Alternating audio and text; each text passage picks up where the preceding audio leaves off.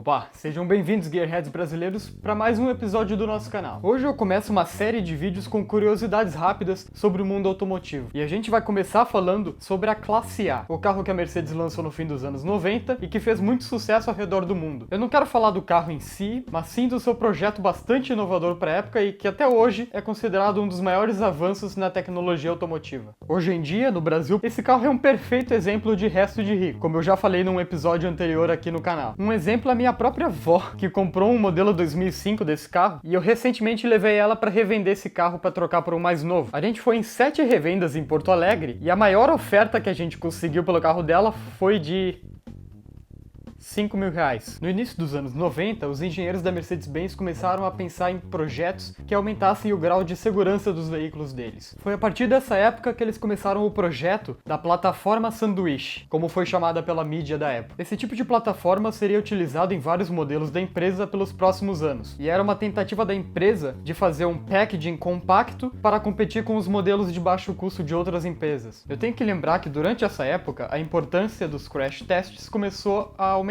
E os engenheiros começaram a projetar zonas de impacto nas estruturas dos carros. E então a Mercedes-Benz surgiu com o projeto da plataforma sanduíche, com esse carrinho aqui. Esse nome bastante inusitado surgiu do fato de que boa parte do conjunto mecânico da classe A se situava bem no meio da cabine e da plataforma inferior do carro. Então dá para imaginar esse conjunto mecânico como se ele fosse o recheio de um sanduíche. E como você pode ver nas fotos que eu tô mostrando agora, o motor e a transmissão eram projetados de tal forma que no evento de uma colisão frontal, por exemplo, esse conjunto mecânico deslizaria para baixo da cabine e indo em direção ao chão. Normalmente num carro convencional, o motor e a transmissão não ficam nessa posição intermediária, e no caso de um acidente de frente, ele desliza direto nos ocupantes. Desde o início do projeto, a Mercedes-Benz fez questão de mostrar que o packaging inteiro desse carro tinha sido construído de baixo para cima, ou seja, a plataforma sanduíche foi importante para a construção do carro inteiro. Essa estrutura nem um pouco convencional foi o motivo para, embora ele fosse considerado um hatchback ou um monovolume dependendo do mercado, os passageiros ficavam numa altura até 20 centímetros acima do que eles normalmente ficam num Volkswagen Golf, por exemplo. Uma das maiores vantagens e um dos maiores argumentos de venda do carro durante a época era o excelente aproveitamento de espaço dentro da cabine e, obviamente, os níveis de segurança agregados. Além dos pontos positivos gerados pelo piso plano na cabine, as dimensões externas da classe A fizeram com que ela fosse até 100 kg mais leve do que o Golf, por exemplo. Isso foi uma das razões para que a Mercedes pudesse incluir motores muito mais eficientes e econômicos, com uma linha que abrangia desde motores de 1.4 litro até 2.1 litros na versão topo de linha. No entanto, a maior altura do carro, que por um lado era uma vantagem no aproveitamento de espaço, também gerou um problema dinâmico por causa do centro de gravidade alto do carro. E logo após o lançamento da classe A, um puta de um escândalo atingiu a Mercedes-Benz, porque uma revista europeia fez um teste dinâmico desse carro, onde ele tem que desviar de um objeto em alta velocidade, e a classe A capotou no teste. Isso sujou muito a imagem da classe A, porque publicações no mundo inteiro estavam divulgando as imagens. Após isso, a Mercedes-Benz fez um recall de emergência e começou a trabalhar numa solução para evitar que isso acontecesse. A adição de pneus mais grossos e de vários sistemas eletrônicos, como o controle de tração e o ESP, garantiram a estabilidade dinâmica que faltou na classe A desde o começo da sua produção. Embora o problema de capotamento estivesse parcialmente resolvido, essas modificações geraram um carro que não era exatamente reconhecido pela sua agilidade. No entanto, isso não impediu a Mercedes-Benz de vender milhões desses carros ao longo de mais de 15 anos, divididos em duas gerações do veículo, a W168 e a W169, além da classe B, que na primeira geração também usou essa plataforma sanduíche. No fim das contas, em 2012 a Mercedes-Benz aposentou a plataforma sanduíche e seguiu os planos que não se concretizaram no fim dos anos 90, que era justamente de atingir um público mais jovem. E a partir de 2013, a Mercedes começou a vender a classe A como um verdadeiro hatchback. Eu acho que é uma pena que a Mercedes-Benz não tenha dado continuidade a esse projeto, porque era uma solução de engenharia muito lógica e que realmente demonstrou pontos positivos durante a produção da classe A. Não só eu, mas até os próprios engenheiros da Mercedes-Benz disseram que foi mais uma questão de marketing do que uma questão de engenharia. Bem, a gente fica por aqui. Se você gostou do vídeo, deixe uma avaliação, um comentário, quem sabe, e inscreva-se na página para continuar nos seguindo nas nossas aventuras automotivas aqui no canal. É isso aí, galera. Valeu!